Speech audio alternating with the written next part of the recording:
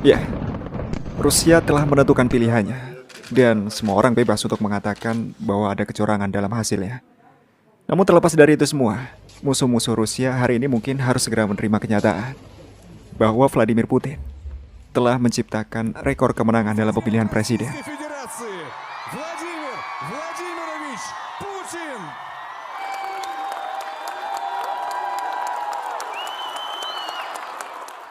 Jadi segala upaya untuk mengganggu proses pemungutan suara oleh Ukraina yang didukung oleh tuanya di barat dapat dikatakan telah gagal. Saat ini media barat mungkin sedang kebingungan dan mereka tidak tahu bagaimana harus bereaksi. The New York Times misalnya, yang menulis bahwa hasil pemungutan suara dalam pemilihan presiden sangat mencengangkan. Jurnalis Amerika mencatat bahwa ada peningkatan yang tidak masuk akal dari pemilih yang memilih Vladimir Putin. Jika pada tahun 2012 Vladimir Putin menang dengan hasil 60%, kali ini hasilnya tidak tanggung-tanggung, yaitu lebih dari 80%. Maka tidak heran, dalam pertemuannya dengan para kandidat, ia tampak seperti orang tua yang sedang menasihati anak-anaknya, di mana suara ketiga kandidat sekalipun tidak akan mencapai bahkan seperempat dari suaranya jika digabungkan.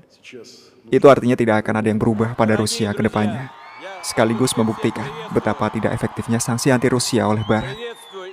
Rakyat Rusia telah memiliki kepercayaan yang besar terhadap nahkoda kapal langganan mereka, yaitu Vladimir Putin. Meski media barat tetap saja mereka meragukan hasilnya. Namun di sisi lain mereka juga tidak menolak fakta bahwa Putin memang memiliki keunggulan yang luar biasa. Seperti yang baru-baru ini ditulis CNN. Hasilnya tidak diragukan lagi. Presiden Rusia, Vladimir Putin, terpilih untuk masa jabatan kelima melalui pemungutan suara yang meragukan. Bagi Kremlin, kemenangan gemilang pada putaran pertama akan memberikan legitimasi baru kepada presiden petahana dan mengirimkan pesan yang jelas.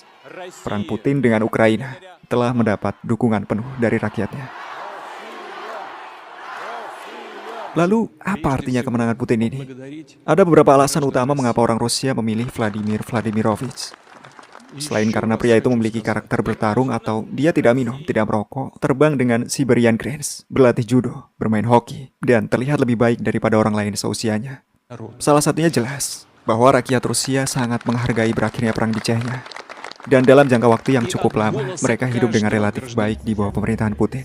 Itu artinya memilih Putin telah dianggap seperti semacam tradisi oleh orang-orang Rusia. Mereka tidak mengenal siapapun lagi, atau dapat dikatakan tidak ada orang lain yang memiliki pengaruh sebesar Putin untuk saat ini.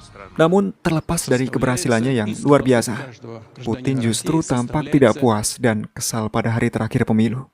Entah Putin berpikir bahwa presentasinya rendah, atau dia tidak puas dengan kenyataan bahwa Partai Rakyat Baru yang mengusung Vladislav Davankov secara aktif telah mengembangkan agenda perdamaian alternatif dan memperoleh sejumlah besar suara di pemilihan di luar negeri. Atau karena tempat kedua jatuh kepada Partai Komunis, yang artinya jika ia tidak ada, maka Rusia akan kembali ke kubangan masa lalu dan menciptakan pemimpin bertangan besi seperti Stalin. Tidak ada yang mengetahui alasan kekecewaan Putin.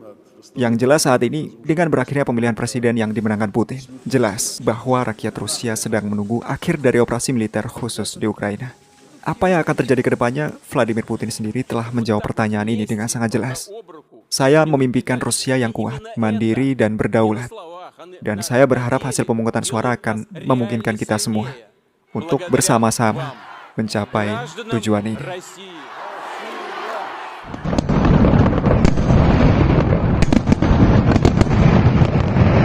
Laporan selesai. Silahkan berdiskusi dan libatkan diri kalian dalam proyek admin membangun channel ini bersama dengan beberapa orang-orang hebat ini.